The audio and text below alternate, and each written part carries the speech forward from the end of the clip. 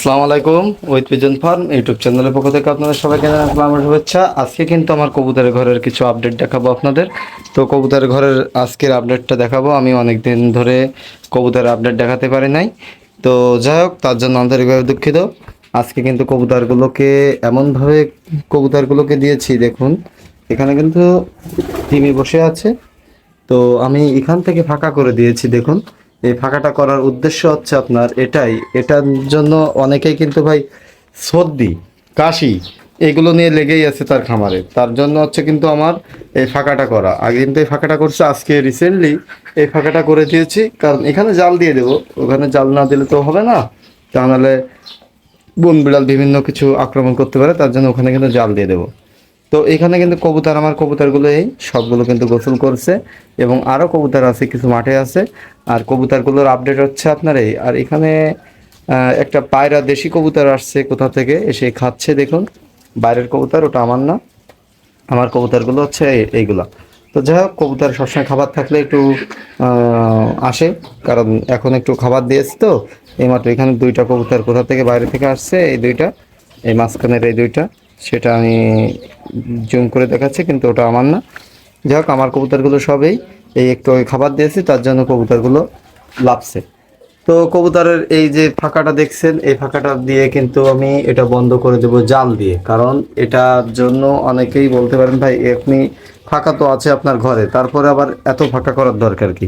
ভাই ফাঁকা এই জন্য করার দরকার, কারণ কবুতরে ভাই আমার ইদানিং দুই চার এই মাসখানেক আমার কবুতর লফট থেকে সর্দিই যাচ্ছে না, সবসময় খক খক খক খক এটা করতেই আছে কবুতর।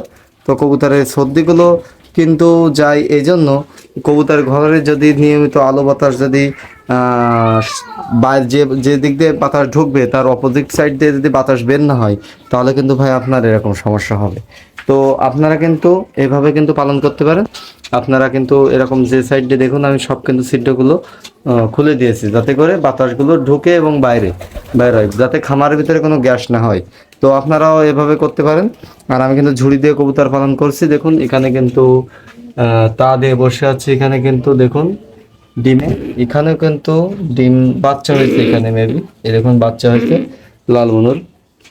তো এখানে কিন্তু ডিমে তা দিয়ে বসে আছে। তো এখানে তিনটা ডিমের কারণ হচ্ছে বাইরে ডিম পেড়ে দিয়েছিল, সেটা আমি ওখানে দিয়েছি। তো যাই হোক আর আপনারা কিন্তু নিয়মিত কবুতরগুলোকে গোসল দিবেন সপ্তাহে অন্তত একবার, কারণ অতিরিক্ত এত পরিমাণ গরম যে আপনারা যদি গোসল না দেন, অনেকেই বলতে পারেন যে ভাই গোসল দিলে কি আরও বেশি ঠান্ডা লাগবে? না ভাই, গোসল দিলে বেশি ঠান্ডা লাগবে না। এখানে কিন্তু লাল বর্ডার দেখুন, লাল বর্ডার। তো এইখানে মনে হয় বাচ্চা হয়েছে মনে হয় একটা। তো আপনারা অনেকে মনে করেন যে ভাই কবুতরে এত গোসল করালে সর্দি কাশি লাগবে কিনা? না ভাই, কবুতরে যত গোসল দেবেন কোনো সর্দি কাশি লাগবে না। তাদের ইচ্ছা মতন যার যা দরকার, যে যার গোসল করার দরকার সে গোসল দিবে, যার গোসল করার দরকার না সে গোসল দিবে না, এটা স্বাভাবিক। আর যার দরকার পড়বে আপনারা অন্তত সপ্তাহে অন্তত একদিন বেরেলে করে পানি দিবেন, ওরা নিজেরাই গোসল দিয়ে নেবে। তাতে করে আপনার সুবিধা হবে অনেক। তাতে করে যার গোসলের প্রয়োজন আছে সে গোসল করে নেবে, আর যার গোসলের প্রয়োজন নেই সে গোসল করবে না। আর আপনারা কিন্তু এভাবে আপনারা ঝুড়ি দিয়ে কবুতর পালন করতে পারেন। সেক্ষেত্রে হচ্ছে আপনার কবুতরের ঘরে একটু আলো বাতাস বেশি থাকবে, এবং কবুতরের ঘরে গ্যাস কম হবে, এবং কবুতরের ঘরে যত গ্যাস কম হবে তত হচ্ছে আপনার ডিম বাচ্চা ভালো করবে। আমার ঝুড়ির পদ্ধতি এই জন্য করা, যাতে করে সবসময় যে জায়গায় বাচ্চা হবে সে জায়গায় আলো বাতাস পাবে, এবং কবুতরের বাচ্চাগুলো যেন আলো বাতাস বেশি পায় এবং গ্যাসটা কম হয়, তাহলে কি হবে, বাচ্চাগুলো ভালো হবে। আপনারা এভাবে পালন করতে পারেন, চাইলে আপনারা খোপেও পালন করতে পারেন, তবে ঝুড়িতে পালন করলে একটু আলো বাতাসটা বেশি লাগে। আমি এখানে কবুতরগুলো পালন করি এভাবে। আর আপনারা নিয়মিত খাবার দেবেন, বেশিরভাগই ধান দেবেন, সরিষা দেবেন, আর গম একটু কম দেবেন, কারণ গমে হচ্ছে আপনার কবুতর আম পড়ে। আর যদিও গম দেন ধুয়ে দেবেন, কিন্তু মাত্রাটা একটু কম দেবেন। সরিষা দেবেন, ধান দেবেন, এই দুইটা একটু বেশি করে দেবেন। তো কবুতরগুলো কিন্তু গোসল দিচ্ছে, দেখুন সব গোসল করে কেউ কেউ দাঁড়িয়ে আছে। তো আজকে পর্যন্তই। আপনারা যারা কবুতর খামার আছে আপনাদের যাদের তারা কিন্তু অবশ্যই এই নিয়মগুলো পালন করতে পারেন।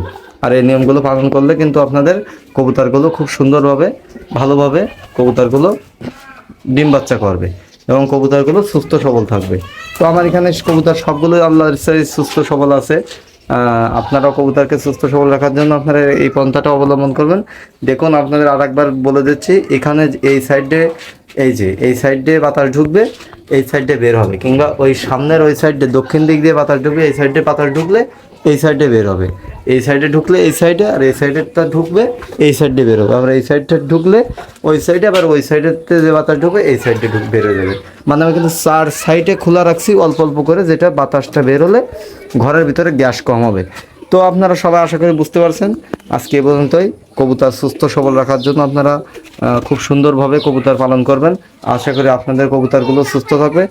আশা করি সকলেই ভালো থাকবেন। আসসালামু আলাইকুম।